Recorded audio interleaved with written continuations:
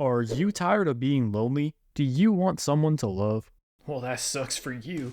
Too Many Losing Heroines, otherwise known as Makin, is a friend-com anime where absolutely none of the main characters have any riz and no one wins this harem. Yet.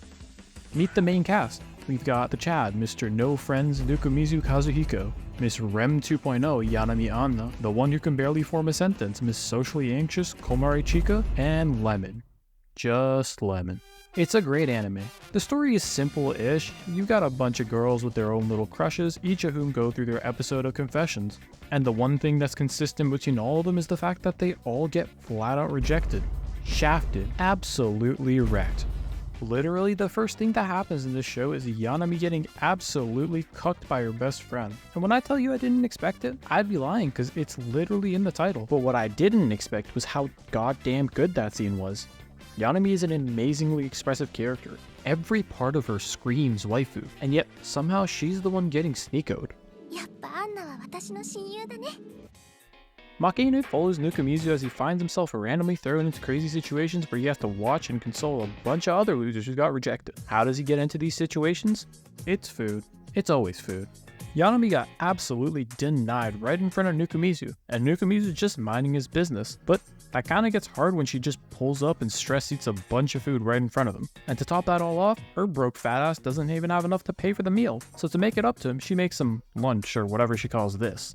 And so, the journey of Nukumizu unlocking his first ever friend begins. But surprisingly, for once in a loser becomes great rom-com, Nukumizu isn't just a sad sack of shit. Yeah, he might be a little quiet, but he low-key ain't a loser. Bro just couldn't be bothered to talk to anyone before now. Even at the start, he mentions it. So the main story revolves around Nukumizu's dynamic interactions between a bunch of different rejects and he who rejects all. With Yanami, his relationship follows him inadvertently helping her slowly get over that one incident. Flashback. I love you! Fuck you! I love Amelia! What?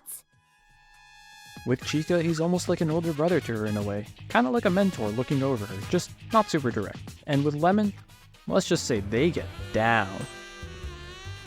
Point is, the story has its structure revolve around these characters. This is that type of show that has some really strong character writing qualities. Each character has their own struggle, whether that be social anxiety or loneliness, and you get to watch them as they each help each other develop and grow past these struggles. One of my favorite characters, Komari, is absolutely amazing in this regard. Without getting into spoilers, I'll just say she tries so hard to connect to people, it's endearing watching someone like that. But that's not to say that she's the only one who acts like this. Yanami is the type of character that's friendly, fun, energetic. She's the one who always tries to lighten the mood and get people closer to each other. But behind that outgoing personality, there's a heartbroken girl who's struggling to keep herself composed.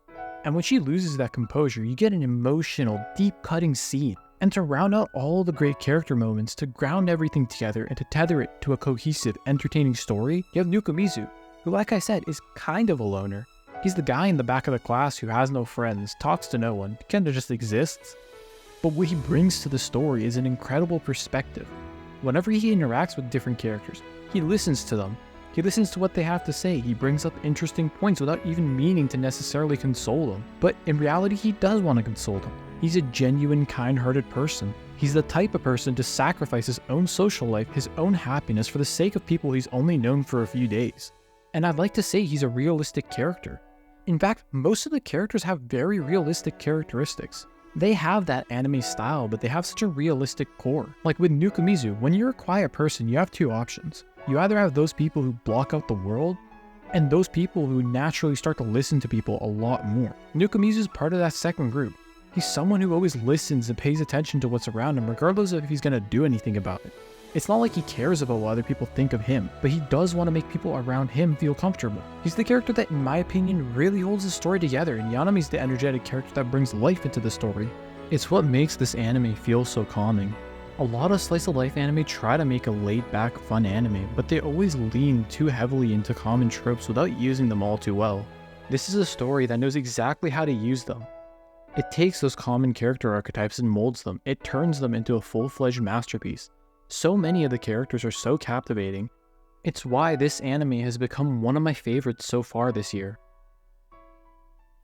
Alright, enough of the sappy shit. Let's be real. Most people are watching this anime because of Yanami.